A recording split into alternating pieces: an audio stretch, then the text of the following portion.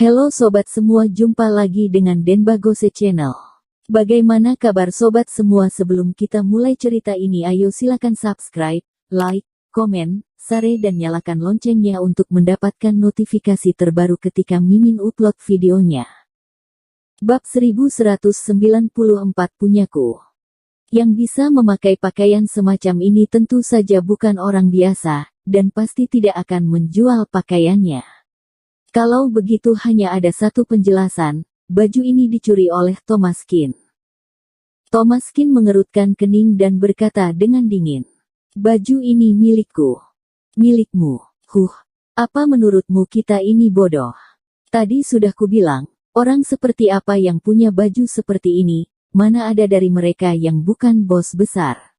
Apakah kamu merasa kamu bos besar?" Meskipun kata-kata Yusan Long sedikit tidak enak dan langsung, kenyataannya memang begitu adanya. Thomaskin tampaknya tidak layak dibandingkan dengan dua orang itu. Bos terkenal di dunia seperti mereka tidak mungkin punya hubungan dengannya. Hendahu berkata, kata-kata mungkin kasar, tapi benar adanya. Kamu memang tidak memenuhi syarat untuk mengenakan pakaian ini. Meskipun aku telah mengidentifikasinya sebagai barang asli, kamu perlu menjelaskan dari mana asal pakaian ini. Walaupun aku sudah pensiun, bagaimanapun, ini adalah perusahaan di mana aku pernah berjuang di sana. Aku harus mempertahankan hak dan kepentingannya. Pakaian yang mewakili citra tertinggi perusahaan ini tidak dapat dikenakan oleh orang biasa sepertimu untuk dipamerkan dan menipu di mana-mana. Kata-kata Hendahu sangat kuat. Thomaskin segera menjadi tudingan semua orang setelah kata-katanya terucap. Semua orang mulai bertanya. Pakaian terhormat seperti itu telah melampaui nilai dari pakaian itu sendiri, itu adalah simbol dari status. Kamu memakainya seperti ini, apakah kamu tidak terlalu berani? Ya, mencuri pakaian itu, jika kamu ingin menjualnya, maka tidak masalah. Kamu malah memakainya dan mengatakan ini milikmu, maka ini jadi salahmu. Jangan-jangan kamu menipu Prilly dengan mengenakan pakaian ini. Semuanya jangan panik dulu, belum tentu dia yang mencurinya. Mungkin orang lain yang mencurinya, lalu dia membelinya dari orang lain. Masuk akal. Melihat ketenangannya, dia seharusnya bukan pencuri. Kesan semua orang tentang pencuri masih sangat stereotip. Jika pencuri kedapatan mencuri, pasti akan panik. Thomaskin begitu tenang, tidak seperti pencuri.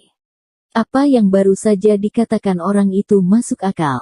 Mungkin barang curian yang sudah dibeli oleh Thomaskin, dia sendiri tidak mengetahuinya, hanya mengira itu adalah pakaian kelas atas. Yusan Long mencibir, bahkan jika itu adalah barang curian yang dia beli, itu bukan miliknya, serahkan. Ya, serahkan, jika curian, maka kamu harus menyerahkannya. Jika tidak dicuri, itu adalah barang curian yang dibeli. Membeli barang hasil curian juga harus dihukum. Anggap saja uangmu sudah menghilang terbawa air. Lepaskan celananya juga dan berikan kepada Hendahu. Biarkan Hendahu membawanya kembali secara pribadi. Ya, kamu bisa melepasnya kalau kamu tahu diri, jangan paksa kami melakukannya. Di bawah instruksi Yusan Long, sekelompok orang datang dengan hiruk-pikuk dan mengepung Thomaskin. Semuanya berwajah sangar, seolah-olah mereka akan menyerang Thomaskin. Raut wajah Prilly berubah sedikit, dia dengan cepat berhenti di depan Thomaskin dan berkata, "Apa yang kalian lakukan? Bukti apa yang kalian miliki bahwa ini adalah barang curian?" Hendahu juga sedikit emosional saat ini bukan barang curian. Apa mungkin direktur yang memberikannya? Kamu tanya dia, tahukah dia apa nama direktur kami? Thomaskin mencibir, aku tidak kenal. Hansen, si tua-tua keladi itu, berganti wanita lebih sering daripada berganti pakaian. Aku tidak kenal dia. Hendahu tertegun sejenak, dia tidak menyangka Thomaskin benar-benar bisa mengatakannya. Yusan Long mendengus, nama Hansen bisa ditemukan di internet. Siapa yang tidak kenal pendiri Playboy? Dan Direktur Hansen punya banyak berita dengan wanita di sekitarnya, dan aku pun tahu ini. Ini sama sekali tidak bisa membuktikan bahwa baju ini diberikan padamu. Awalnya, Hendahu sedikit terguncang, tetapi mendengar apa yang dikatakan Yusan Long, dia merasa ada benarnya juga. Direktur mereka sangat terkenal, dan siapapun yang memperhatikannya pasti tahu, tidak heran jika Thomas Kin bisa mengetahuinya. Banyak orang yang hadir saat ini pun bisa menyebutkannya, bagaimanapun juga, mereka sering melihat berita gosip Hansen.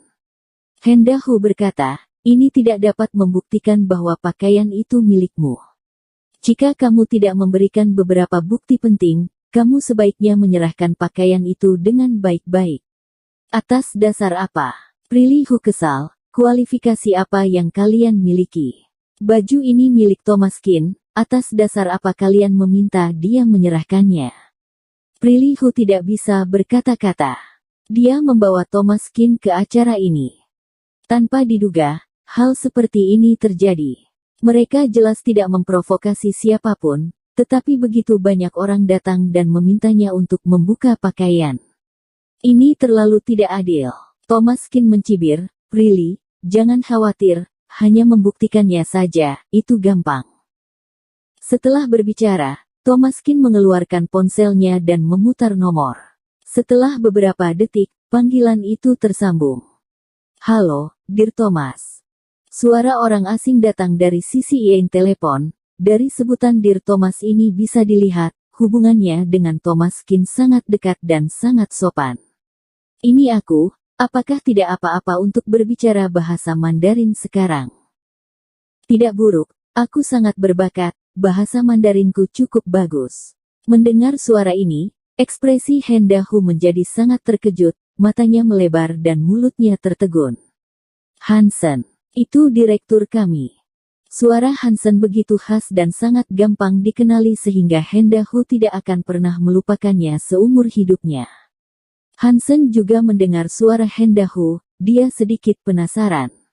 Apakah itu Hendahu? Tuan Kin, apakah kamu bersama Hendahu? Thomas Kin berkata, ya, Hendahu ini mengatakan bahwa pakaianku hasil curian dan memintaku untuk melepas celanaku di depan umum dan mengembalikannya kepadanya. Setelah Thomas Kin selesai berbicara, sisi lain dari telepon itu terdiam beberapa saat, dan kemudian nadanya menjadi dingin. Hendahu, apakah kamu yang mengatakan ini? Benar-benar berbeda dari nada santai barusan. Pada saat ini, meskipun Hansen tidak ada nada kekerasan dan tidak ada ucapan radikal, semua orang di ruangan itu bisa mendengarnya. Hansen marah. Dan itu adalah kemarahan yang sangat serius, sudah hampir meledak. Terkadang ketenangan sebelum badai bahkan lebih menakutkan. Raut wajah Hendahu menjadi sedikit jelek. Meskipun dia sudah pensiun, pihak lain adalah majikan lamanya, mana berani dia bersikap lancang. Direktur, aku pikir dia mencurinya. Kamu lancang. Suara Hansen di telepon tiba-tiba naik beberapa nada, dia tampak sangat marah.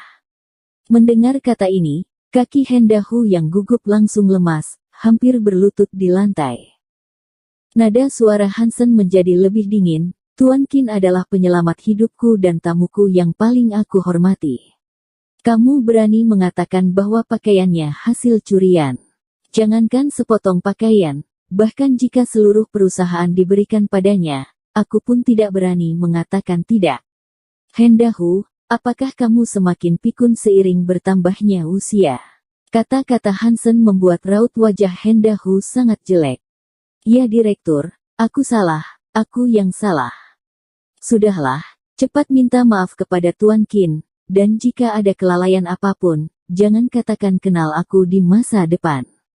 Setelah berbicara, Hansen menutup telepon. Dengan keringat dingin di kepalanya, Hendahu bergegas mendekati Thomas Kin, membungkuk hormat kepada Thomas Kin, dan berkata, Tuan Kin, aku yang tidak punya mata, maafkan aku. Sampai di sini semua orang tercengang. Bersambung. Terima kasih kepada kalian yang telah menonton video ini. Jangan lupa tekan tombol subscribe-nya dan nyalakan notifikasinya untuk mendapatkan video-video seru lainnya dari channel Denbagose.